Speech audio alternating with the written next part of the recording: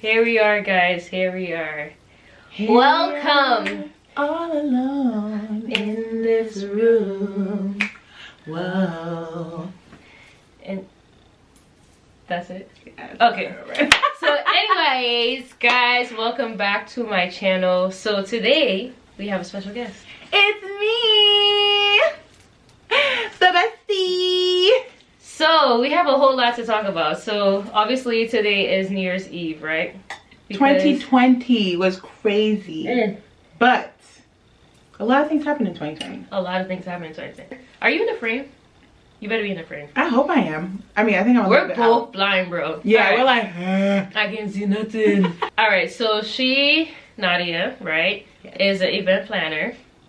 Newfound event planner, but it was already deep in her soul. I want you guys to follow her on Monumental Moments events on Instagram, and I'm gonna put that at the bottom right here. What I want to talk about, because 2020 was all the way trash, but also a blessing. I feel like it was a time of reflection because you were stuck in the house. And I feel that you can only be with yourself, right? So I feel like, you know, you reflected on things. We grew, both being business owners. I know. It impacted us a lot. Yes, emotionally and physically, and actual physically. Yeah. And pockets. Them pockets.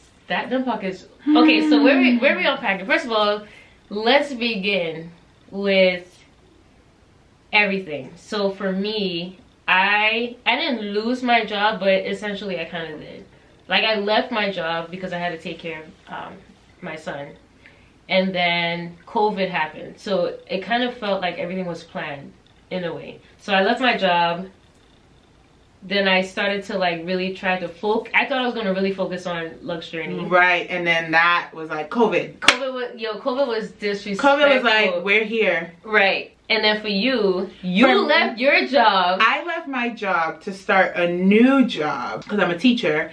I put in my notice to start a new job, and during that notice, the new job informed me that I couldn't start due to COVID because they weren't opening. Because of a whole lot of things. Yo, we really went through the same thing, bro. Pretty much. So my old job, it just wasn't a fit. So I decided to leave. And I feel I also would have been compelled to leave anyways because we live in Boston and the children aren't in school. So I have a daughter and she is also learning remote as long as with, you know, Nathan. And so I would have been compelled to leave my job anyways. Right. So that's just kind of the nature of the beast with COVID. But the transition was funny. It was funny. By the grace of God, we have been okay. Yeah. But she's okay. So she's a person that saves money anyways. I'm like, I've been trying, honey. I know the type of help you could think of. But she saved money, so in a sense, it kind of helped you with some of your mental. Right. In a sense. And this also goes to show why you need a savings, right? Because when I left, you know, unemployment doesn't kick in like in 2 days. Right. It took unemployment a while, like almost 2 months. For me to kick in, and I still was, you know, even though the savings was going down, and I'm like, oh my God, like what's happening? But it shows why people should have a savings. If you do not have a savings, I don't care if you save $5 a week, $10 a week, no, she could save you. Whatever. I will tell people that I am broke. Literally. But that's unless you really want to help someone, like right, yeah. And like if I see like, you know, I'm blessed to be a blessing or whatever, then yes, you know, I will help somebody. But like for me, it's like, yeah, I like nice things, and if I think I deserve it, I'm gonna spend it. Right. Yeah, I feel like this shows that you do need a savings because, you know, your savings is what's gonna help you if, you know, things like this was to happen. And I open up for resilience. And obviously like to become peace with yourself. Let's talk about supporting Black businesses. That's another one. Have you realized that you've been doing it more often than you did before and more conscious about it? I've always supported Black businesses, but I would keep it like if you ask me something like, oh hey, like I want to buy like skincare, and I'm like, oh yeah, like I know this girl like does skincare, Right. whatever the case may be.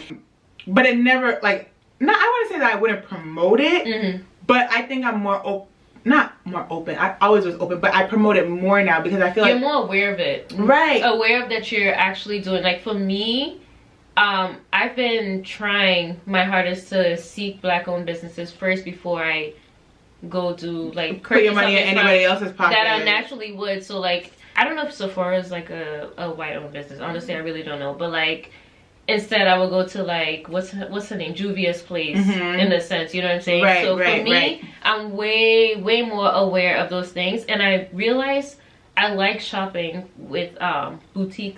I don't know, boutique, whatever. Like smaller clothing like stores, like pop-up shops, or like mom and pops. Is that what they call them? Like mom and pops or something like that. You've been doing that. You've been doing that. Yeah, I've been doing that. But have you been noticing that you've been doing it a lot more and trying to be more aware, cautious of supporting our own businesses? Yes, yeah, definitely. And I also, I feel like I spread the word more. Like I spread the word before, but now I'm like spreading the word more now. Sis is a plug. She's a whole plug. Plug her in. I know you're laughing, but I'm dead serious. Oh. And I be telling my brother like, yo, she's a plug. Like for whatever business you have, people will support her decisions or her idea of purchasing something, or whatever business she's supporting. People will support whatever she's supporting. I don't know. How do you explain that? They trust my judgment? That and your personality. Like okay, this is gonna be real weird, but I really praise my best friend a lot. Like a whole lot. I know she probably thinks it's weird as hell, but like people come to her and they ask her, hey, I want to do XYZ. She's quick with it. Oh, I know this person who does da da da da. And I'm like, yo, how do you even keep up? The question is, how do you even keep up with these people? How do you even remember? Like, my brain is trash. I don't know. It's just like a natural thing. Like, is it because you've been working in childcare and you're I think when it really had to. I think when it really started. Well, it started when I was younger, but I think it really started when I was working in retail. Oh, because you have to deal with different type of people. I have to deal with different people, different mentalities, different styles, right? Dressing people. So I feel like that's kind of when it started. And I feel like it's also like, well, me keeping the knowledge to myself or being petty about knowledge. What am I gonna do with knowledge that's not shared? I feel like if you have knowledge, it's meant to be shared. And the worst part is if you're keeping it to yourself and you know you're not using it, then what's the point of having it? You're going to go to the grave. Right. And the thing is, you're going to go to the grave with it because I could know something that could really benefit you and I don't tell you. For whatever reason, I don't tell you. But now it dies with me. This way. You know, it dies with me. The seed doesn't grow. You know what I'm saying? It stays stagnant. You know, the weeds come around and they like... I think people are afraid. Like so for me, competition. Yes. What I noticed with 2020, right? I saw both sides. I saw the supportive side, right? And then I saw the side where they're like, yo, I have nothing else going on for me, so I have to keep this information to myself. Right. And I feel like, no. It doesn't help. Yeah, and I also feel like, okay, let's say, I'm an event planner.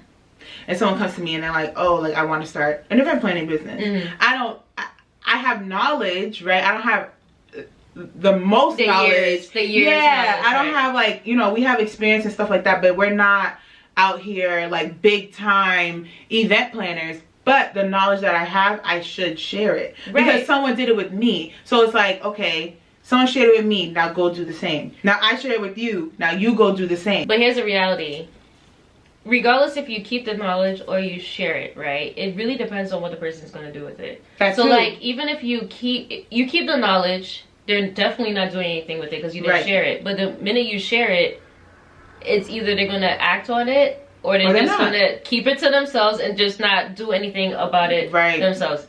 But like this, like for 2020, the supporting of the, you know, Black-owned businesses, I feel like it's needed. Definitely. I feel like it allows us to build a relationship with people that we don't know. And because, you know, like networking alone, bro. Word of mouth, travel. That's your tribe, though. Have you realized? Yeah. Your network is what starts you out. Because think about it, right? Like, okay, with your travel.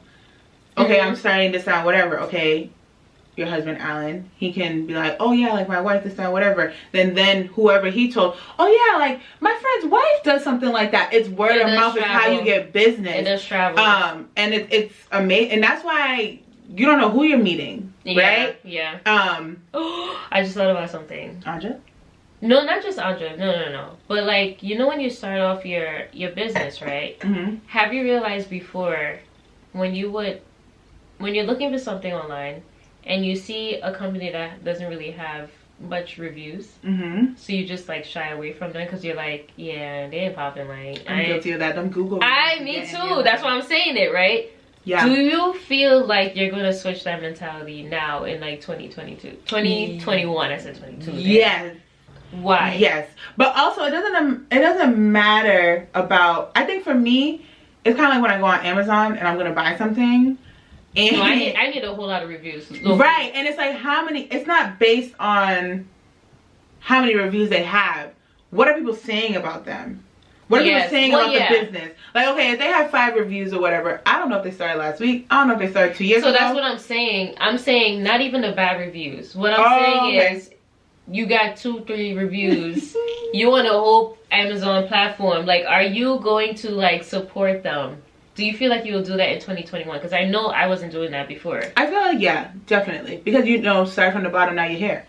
Yes. And what can happen out of that is, let's just say you don't receive the product or whatever, or you do receive the product, you're helping them. What happens on top of that is that you're building a relationship with them. Because I know what you do, and I do as well. I naturally try to build a relationship with these people because I'm just like amazed that they took this step to start their business. It takes a lot to step out into that world. Bro, you gotta, the confidence you need for that. It's a lot. Like, especially with travel agents. Like, for us, everyone is just like, you know, you're a travel agent. Like, what the hell are you gonna do for me? And it's like... Or you're a travel agent, you're gonna take all my money. I'm not that person. If that was me, I would have charged you a service fee in the beginning. But that's how some people are. Right. Just like, oh, you're an event planner, you're gonna charge me $5,000 for 2 tables. Right. And it's not even that, bro. Like, I'm starting to realize this because we're seeing like the surface level business owners, right? We're seeing the new business owners, and their goal right now is to prove like, yo, I'm actually worth it. You know what I'm saying? Like, and I'm also not here for 2020, going back to saying that we were sitting in the house and reflecting on ourselves, it brought a lot of people's creativity to start businesses during a pandemic. Yeah, because people didn't think they had the time. No. They didn't think but now it's like, you ain't got nothing but time. You got nothing all the but time. Literally. Yeah. So a little bit about parenting for me, right? So as you guys know, I am a parent of 2 now. Obviously I birthed 1, Nathan, and then my stepdaughter. So I'm not going to go too deep into it, but I'm now realizing how much patience I need. I did not know. But I also knew I was never ready for a kid. So I knew that not being ready for a kid meant that there was a lot of work to do if you had a kid. Right. You still have to do the work and catch up and be a mom and didn't know how much work it was gonna be though. So for you, you were early. You're no longer early childhood. I know. Well, technically it could still be considered that because they're school age. So like if I was doing after school, then technically it's still but now I would basically say that I'm like a teacher. That is your hustle. That's my passion. That's your passion, your hustle. But when it comes to event planning, that's your baby. That's your early childhood right there. Ooh, so, girl, but what was I asking? I forgot. You said patience. You talking about patience. And then you said, we're terrible at this. Wow. I'm feeling woozy a little bit because I keep drinking. Put it down. No. I want to feel some type of way. You're saying you didn't notice how hard it was. With COVID, bro. See, I didn't have to deal with that. Like March COVID. You had to deal with that. Since November last year. Right. And then he went to school. And then COVID hit. So I didn't have to deal with it because he was already in the school system. Yes. No, I didn't have to find him to get into a school system. Right, but then COVID hit. And then it was like, oh man, like I now had to remote learn, and like the teachers were distraught. Everybody around the nation were like, what? Can we give it up for teachers though? Oh yeah, most definitely. Like I know you teacher, too, for sure. But like yeah. I didn't realize how hard it was. Like I used to go ham with daycare teachers.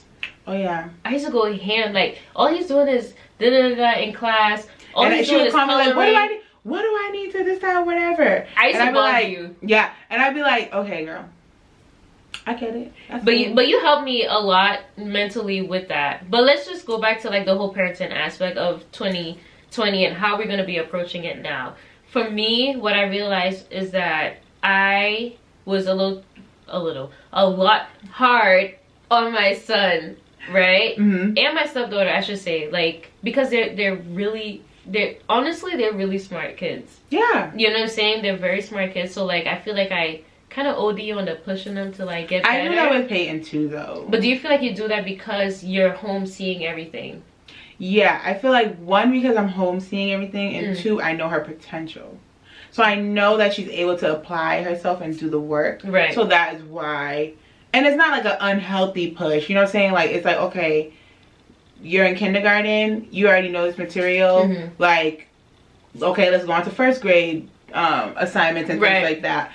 So that's kind of where I am, and also like I don't want her to stay stagnant. So if I know she knows the material, I'm not going to keep her at a kindergarten level. I'm going to go above that. The thing is, some parents, and I encourage any parent that is watching this, don't just rely on the teacher to teach. Because I did that. I did, but I also did a whole lot of my own thing. Right. And it's like, don't just rely on the teacher to teach. Like, learning never stops. Right. So you can do that. You need to be also doing it at home. Don't just, okay, they're going to school 8 to 3. That's when they're learning. And then they come home and then they're like, no, you need to continue it so it sticks and the knowledge is there and you can apply it and you can push them as well, and also see what, because you know, if the teacher has a classroom of 20-something kids, they're and not now getting it's COVID, they're not getting all that. Then they're not gonna be messaging you every day like, oh hey, like so they need to work on the letter A or this, that, whatever. You also need to be seeing it at home so that you can help your child. It's a team dynamic. It's not one way. Yo, I love Nathan's teacher. Like, I love Peyton's teachers too. Like the other school he was at is a big no, but she's white, okay, and for me, I don't want to say I'm uncomfortable around white people. This is really controversial, but it's not that I'm uncomfortable. I just don't really relate to them. So when I have a teacher that actually shows that cares about my son, it's different for me. She cares a whole lot. Like, we text, and I feel so comfortable texting her. You know, I feel like that's how it should be. Right. You know? And obviously, she's giving me that time now because COVID. Like, you kind of have, she has a little bit more time. Yeah, it's more lenience. Right. There's lenience on everything. There was no way she would be texting me. Sorry to hit you, but there's no way she was going to be texting me at a random time. You know what I'm saying? No, but she's a whole lot of, I'm nice, enough of I'm stern, and a good amount of I'm not playing with you. Right. You need to get this done. But I never knew that you can get that from, oh, this is gonna sound so bad. I never knew you can get that from a white person. At all. This is sounding so bad. But I always feel like with us black people, we're just like ready. Like we're ready to go Yeah, out. I'm like, I bust your tail. I will cuss you. I will cut that. What the blood? Bleep. Bleep. Bleep. But she's really honestly, she's really good, and she's really good with Nathan to the point that she knows how to handle him from a screen. And a lot of teachers can't do that. It's hard. Right.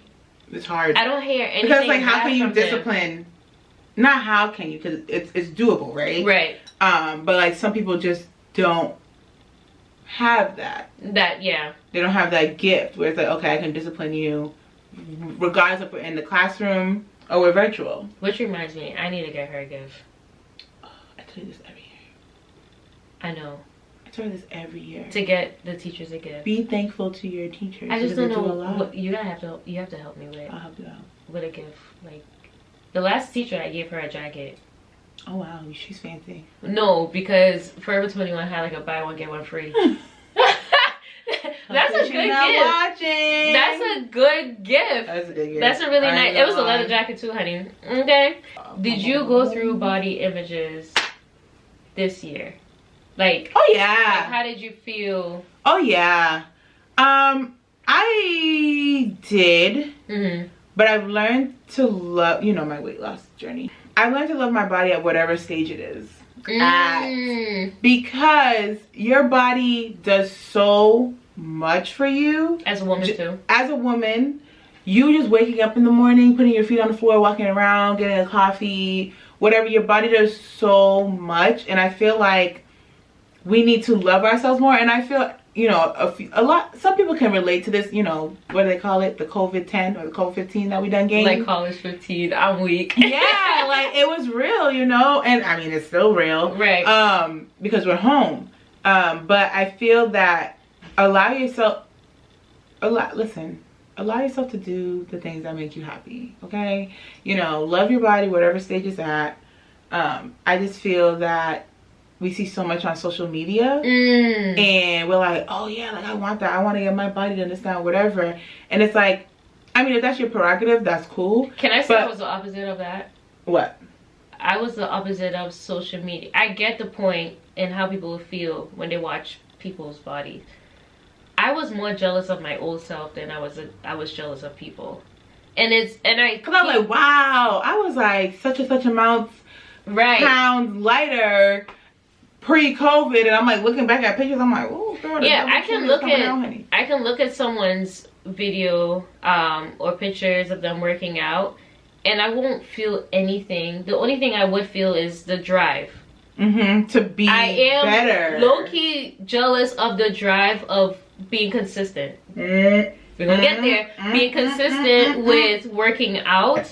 But as far as body-wise, I know my body can't look like anyone else's but myself. So like me trying to equate my body to someone else's makes no sense. Not gonna work. But I have an issue with looking at my older pictures and I'm just like, yo, sis was bad.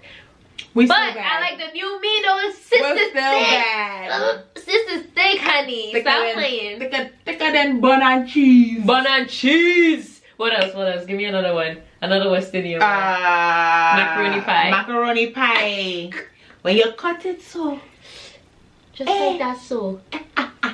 Just like that. Oh, I want to talk about friendships. Cause we are. No, that's the Girl Scout song.